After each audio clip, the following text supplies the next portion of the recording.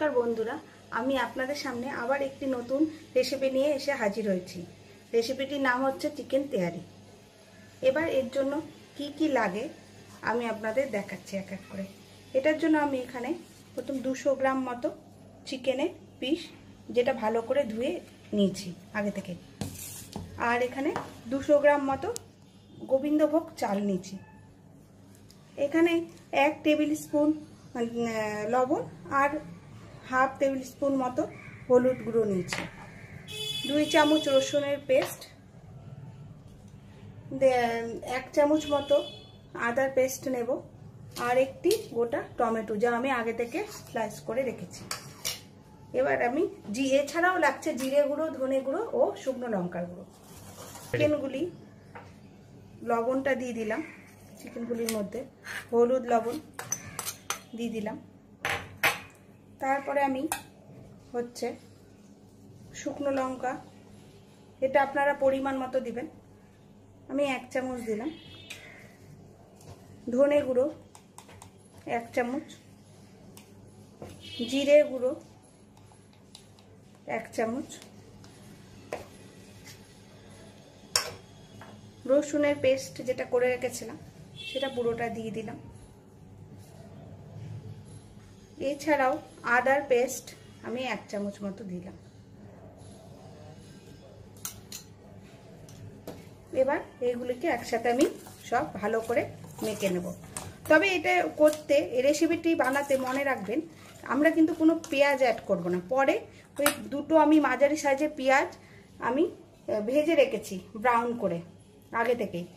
এটা আমরা যখন রান্নাটা প্রিপারেশন করার পর এটা উপর থেকে আমরা ছড়িয়ে দিই। চিকেনটাকে ম্যারিনেট করে রেখেছিলাম 1 ঘন্টা পর। এবার কড়াইয়ের মধ্যে তেল দিয়ে দিচ্ছি, সরষের তেল। এবার আমি চিকেনগুলোকে 1 ঘন্টা পর কড়াইয়ের মধ্যে, যেমন চিকেন আমরা কষি সেরকম রান্না করে নেব চিকেনটা। আর গ্যাসের আঁচটাকে আমরা লো ফ্লেম করে রাখছি, নিয়ে একটা কিছুক্ষণ রেখে দেবো ঢাকা দিয়ে। চিকেনটাকে কিছু 10 মিনিটের জন্য আমরা ঢেকে রেখে দেবো। এবার আমি আর একটি কড়াইয়ের মধ্যে সানফ্লাওয়ার অয়েল 2 চামচ দিয়ে দিয়েছি, 2 টেবিল স্পুন দিয়ে তার মধ্যে আমি যে আগে থেকে ধুয়ে রাখা গোবিন্দভোগ চালটা সেটা দিয়ে একটু ভেজে নেব।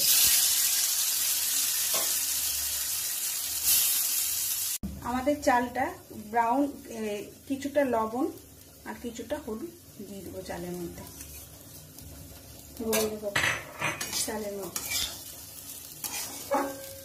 এভাবে নাড়তেই থাকবে চালটা যতক্ষণ না ভাজা হয়েছে।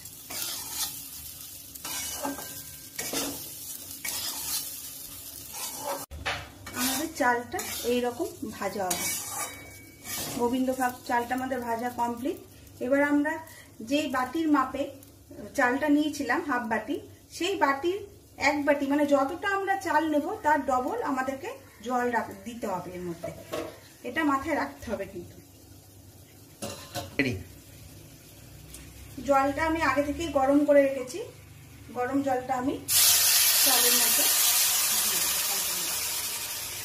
এই বাটির আমি হাফ বাটি চাল নিয়েছিলাম, 1 বাটি আমি জলটা গরম করে নিয়েছি, করে আমি 1 বাটি জল দিয়ে দিলাম।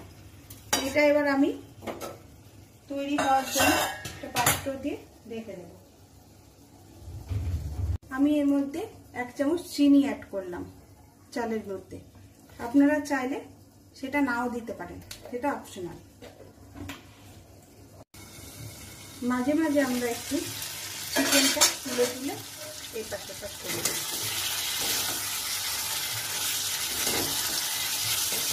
এখন আমাদের চিকেনটা আর একটু হবে। আমরা যে গোবিন্দভোগের চালটা ভাত হতে বসিয়েছিলাম পোলাও, সেটাও একটু তুলে দেখে নেব মাঝে মাঝে একটু নাড়াচাড়া করে নেব। আবার আমরা এটি ঢাকনা তুলে একটু দেখে নেব যে আমাদের পোলাওটা হয়েছে কিনা গোবিন্দভোগ চালে। হ্যাঁ, আমাদের পোলাওটা এবার কমপ্লিট। আমাদের চিকেনটাও রেডি হয়ে গেছে। নামানোর আগে সামান্য একটু গরম মশলা অ্যাড করলাম।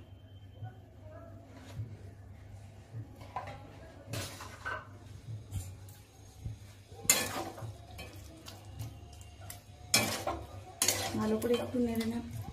ব্যাস রেডি আমাদের চিকেন। এদিকে যে পোলাওটা হয়ে আছে আগে থেকে তৈরি করে রেখেছি, তার মধ্যে যে চিকেনগুলো আমরা রান্না করলাম সেই চিকেনগুলোকে অ্যাড করে দেব।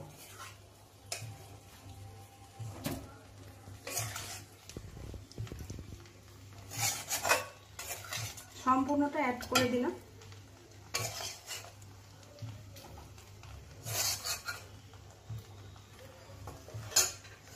একটু নাড়াচাড়া করে নেব যাতে ভালো করে মিশে যায়।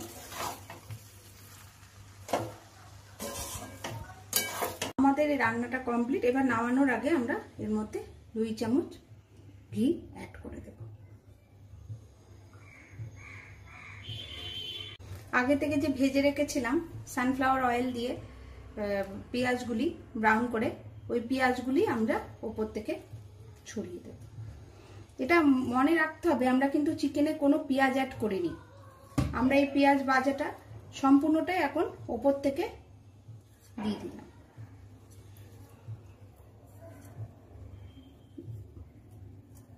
ব্যাস আমাদের রান্না রেডি। রেসিপিটি তৈরি। কেমন লাগলো বন্ধুরা আমাকে জানাতে অবশ্যই ভুলবেন না। আর আমার চ্যানেলকে সাবস্ক্রাইব করবেন। ভালো থাকবেন, সুস্থ থাকবেন। নমস্কার।